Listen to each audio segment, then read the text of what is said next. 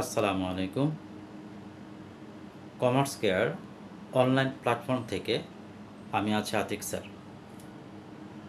আজকে আমরা অনার্স প্রথম বর্ষ শিক্ষার্থীদের জন্য কিছু নির্দেশনা দিব। যারা অ্যাকাউন্টিং ডিপার্টমেন্টে আছো, ম্যানেজমেন্ট ডিপার্টমেন্টে আছো, মার্কেটিং ডিপার্টমেন্টে আছো, তোমাদের জন্য বলছি। তোমাদের অ্যাকাউন্টিংয়ের একটা বিষয় আছে, সাবজেক্ট আছে, সেটা হচ্ছে প্রিন্সিপালস অফ অ্যাকাউন্টিং। তো অনেকের টেস্ট পরীক্ষা চলতেছে, অনেকের টেস্ট পরীক্ষা অলরেডি হয়ে গেছে। তো তোমাদের অ্যাকাউন্টিংয়ের যে সমস্যাগুলো নিয়ে তোমরা সবসময় দুশ্চিন্তা থাকো, সে ব্যাপারে ছোট্ট একটা গাইডলাইন আজকে তোমাদের দিয়ে দিচ্ছি, তোমাদের বিশেষ করে সিলেবাস সংক্রান্ত, যাতে তোমাদের অল্প কিছু অঙ্ক করেই তোমাদের সিলেবাসটা গুছিয়ে নিতে পারো। প্রিন্সিপালস অফ অ্যাকাউন্টিং নিয়ে আলোচনা করছি। যাদের মার্কেটিং ডিপার্টমেন্টে আছো তোমাদের জন্য হচ্ছে ফাইন্যান্সিয়াল অ্যাকাউন্টিং, যারা ম্যানেজমেন্টে আছো, অ্যাকাউন্টিং ডিপার্টমেন্টে আছো, তোমাদের জন্য হচ্ছে প্রিন্সিপালস অফ অ্যাকাউন্টিং। এখানে আসলে অনেকগুলো চ্যাপ্টার আছে অঙ্কের। সবগুলো চ্যাপ্টারই যে করতে হবে সেরকম নয়, সবগুলো চ্যাপ্টার করতে পারলে ভালো, কিন্তু শর্ট টাইমে যে চ্যাপ্টারগুলো না করলেই নয় সেই বিষয়গুলো তোমাদের আগে জানতে হবে। যে চ্যাপ্টারগুলো অবশ্যই তোমাদের করতে হবে, সব সময় সেই চ্যাপ্টারগুলো থেকে অঙ্ক আসে, সেগুলো তোমাদের শিখিয়ে দিচ্ছি বা জানিয়ে দিচ্ছি। 1 number, accounting process, accounting equation, tabular summary যেটাকে আমরা বলে থাকি। তো অ্যাকাউন্টিং ইকুয়েশন থেকে কিন্তু অঙ্ক আসবেই, অতএব অ্যাকাউন্টিং ইকুয়েশন চ্যাপ্টারটা তোমাদের ভালো করে পড়তে হবে। সাথে জার্নাল, জার্নাল ছাড়া কিন্তু অ্যাকাউন্টিং ইকুয়েশন করা যাবে না।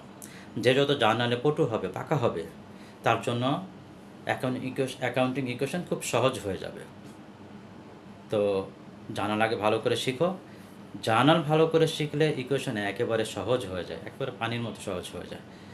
তো ইকুয়েশন থেকে প্রশ্ন আসবেই, জার্নাল থেকেও আসবে। এরপর আমরা চলে যাব মার্চেন্ডাইজিং ইনভেন্টরি নামে একটা চ্যাপ্টার আছে, তোমরা জানো, সেটাও জাবেদা রিলেটেড, জার্নাল রিলেটেড। তো মার্চেন্ডাইজিং ইনভেন্টরি নিয়েও অঙ্ক থাকবেই, কোনো মিস হবে না। অর্থাৎ তোমাদের অ্যাকাউন্টিং ইকুয়েশন থাকবে 1 নম্বর ধরলাম, 2 নম্বর মার্চেন্ডাইজিং ইনভেন্টরি অঙ্ক থাকবে, 3 নম্বর তোমাদের ওয়ার্কশিট থাকবে। তবে ওয়ার্কশিটের আগে অ্যাডজাস্টিংটা অবশ্যই করে নেবে। যারা মার্কেটিং ডিপার্টমেন্টে আছো তাদের জন্য অ্যাডজাস্টিংটা একটু গুরুত্ব কম, তাদের ওয়ার্কশিট সরাসরি আসে। আর যারা ম্যানেজমেন্ট এবং অ্যাকাউন্টিং ডিপার্টমেন্টে আছো তোমাদের জন্য অ্যাডজাস্টিং থেকেও অঙ্ক আসবে, ওয়ার্কশিট থেকেও অঙ্ক আসবে। কিন্তু কেউ সরাসরি ওয়ার্কশিট করতে পারবে না যদি না অ্যাডজাস্টিং শিখো। তার মানে অ্যাডজাস্টিং শিখতে হবে, দেন ওয়ার্কশিট শিখতে হবে। তাহলে আমি আবার বলছি, তোমাদের 1 নম্বর অ্যাকাউন্টিং ইকুয়েশন শিখতে হবে, যেখান থেকে অঙ্ক আসবে। 2 নম্বর তোমাদের মার্চেন্ডাইজিং ইনভেন্টরি জার্নাল শিখতে হবে, এখান থেকে অঙ্ক আসবে। 3 নম্বর অ্যাডজাস্টিং জার্নাল শিখতে হবে, এখান থেকে অঙ্ক আসবে। 4 নম্বর ওয়ার্কশিট শিখতে হবে, এখান থেকে অঙ্ক আসবে। 5 নম্বর স্পেশাল জার্নাল শিখতে হবে, স্পেশাল জার্নাল থেকে অঙ্ক আসে। এর পরবর্তীতে আমরা দেখতে পাই যে ফাইন্যান্সিয়াল স্টেটমেন্ট, এটা একটু বড় অঙ্ক, অনেকে অ্যাভয়েড করলে করতে পারো, সমস্যা নেই। ফাইন্যান্সিয়াল স্টেটমেন্ট অ্যানালাইসিস, এটা খুব সহজ চ্যাপ্টার, এখান থেকে তোমরা খুব সহজেই অঙ্ক অ্যান্সার করতে পারবে।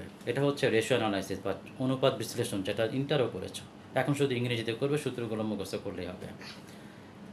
এর পরবর্তীতে তোমরা যারা মার্চেন্ডাইজিং করবে তারা কিন্তু বিশেষ করে অ্যাকাউন্টিং ডিপার্টমেন্ট, তোমরা কিন্তু সাথে সাথে লিফো ফিফো করবে, লিফো ফিফোর অঙ্ক কিন্তু আসে, সাথে সাথে মার্চেন্ডাইজিংয়ের অঙ্ক আসে। তো এগুলো হচ্ছে মাস্ট বি, করতেই হবে, এগুলো ছাড়া তোমাদের আসলে ভালো একটা অ্যান্সার শর্ট টাইমের মধ্যে করতে পারবে না।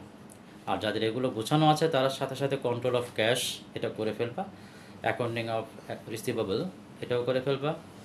আর যদি এটা না পারো, অন্তত যেগুলো বললাম আগেরগুলো, সেগুলো অবশ্যই তোমাদের আয়ত্ত আনতে হবে। ধন্যবাদ।